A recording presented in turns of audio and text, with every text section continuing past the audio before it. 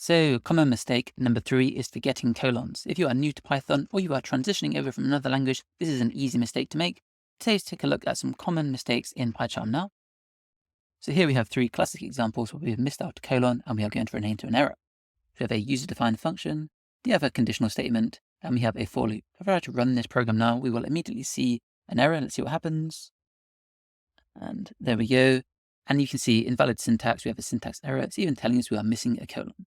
So the simple solution is to simply add those colons. We'll add a colon there, another colon here, and finally a colon here. We can now save this file, run it, and all of these little blocks should now work. Let's see what happens. There we go. What do we see? We see this is true.